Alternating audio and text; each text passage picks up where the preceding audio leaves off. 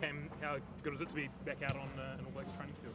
Yeah, it's awesome. Yeah, it's obviously never planned or intended to be out on the sideline for a period of time. So yeah, really stoked to be back in the group and not just doing my own stuff on the side, returning to play. So to be involved and training for a massive test matches, yeah, it's special. How'd you come through the game on Saturday and wake up the next morning feeling all right? Yeah, good. Yeah, body was sweet. Yeah, probably made it a bit easier.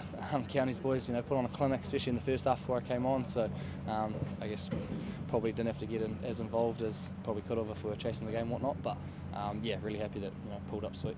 It's been obviously the loss in Wellington. How tough was that watching from the stands, and how much is that a focus this week for the team to rectify what went wrong? Yeah. Obviously, it's tough pill to swallow.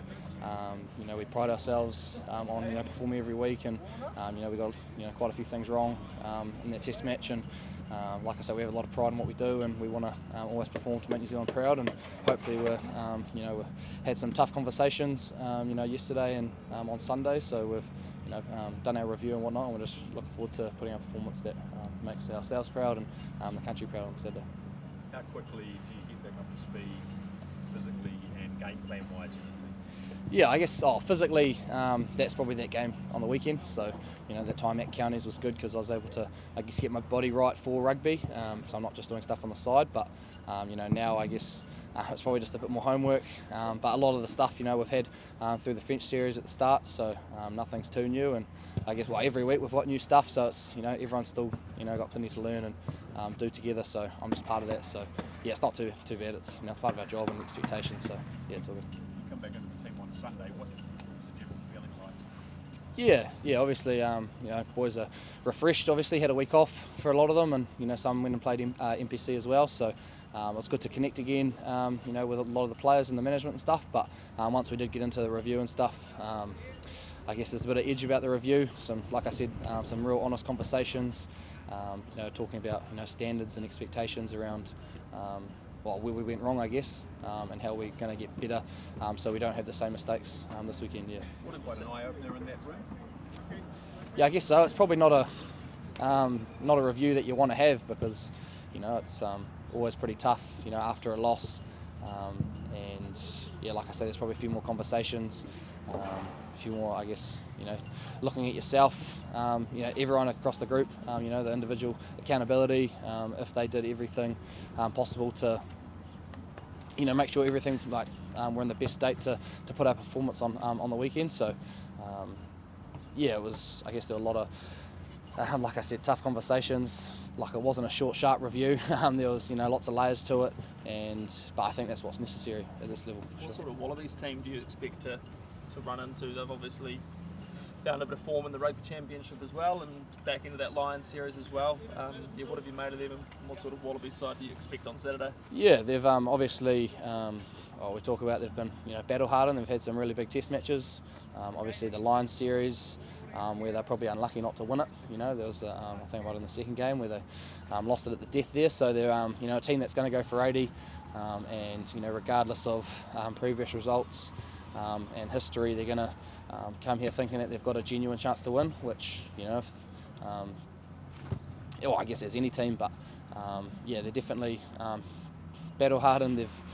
They're gonna be playing the full 80, and they're probably going to be a team that's going to have a crack from anywhere. Especially with the likes of James O'Connor coming back as well. He's been instrumental for them since he's come in, and sort of that fearless mindset, whereas they're able to play from anywhere, and we've seen that in previous weeks.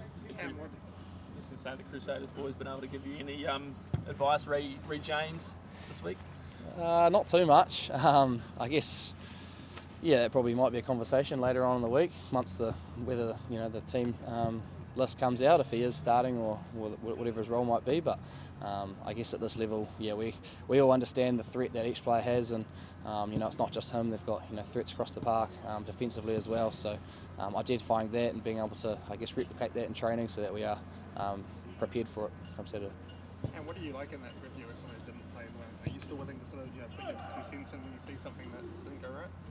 Yeah, I guess so. Yeah, well, that's I guess part of the All Black standard is that there's no stone unturned, and we're holding everyone accountable. So that's whether you're playing or you're not, and I think that's part of those tough conversations. Obviously, the likes of there's some boys that weren't there through injury and whatnot. So they're still at home. But yeah, everyone's got a part to play, and if that is saying something that's on your mind for the betterment of the team, then yeah, we'll do that for sure. Cam, when the team's kind of searching for something like the All Blacks are at the moment, what's the key to kind of, I guess, finding something that is just a little bit elusive? Yeah, I guess, going back to what's important, I guess, and that's how we want to play the game, and like we sort of just talked about, the reviews those are good, but it's not just about pointing out all the bad things that went wrong. It's about sort of, I guess, acknowledging what we did create through our game and what things did go well as well, because it's probably the second half that wasn't, I guess, things didn't go away, but the first half we still created a lot. So we've definitely got the game model to be able to win games and beat the Wallabies these next 2 weeks. But I guess identifying how we want to attack them and coming up with a really, a strategic game plan that replicates, the players that we've got. We've got great athletes all across the park, and being able to use them when necessary, and playing smart at the same time is massive for us. What do you make of the Wallabies backline, mate? There's Tom Wright, obviously Suoliti, Paisami, Jorgensen, but you sit back sometimes watch them and go, well, that was pretty impressive. Yeah, for sure. I think we've seen from the start of the international campaign, they've grown a lot in confidence as a backline. They've built some combinations, like you say, they've had the same bodies. Suoliti's just getting better and better each week, which I guess is always expected. He's obviously been playing rugby union for too long. They're obviously getting better each week, and with that comes confidence. So, like I said earlier, they'll be coming to Eden Park to try put on performance, and I guess with Joe Schmidt coaching them, they'll have every confidence and mindset to try beat us. We'll wrap up there, team. Thank you. Sweet. Thanks, Cam. Thanks, Cam.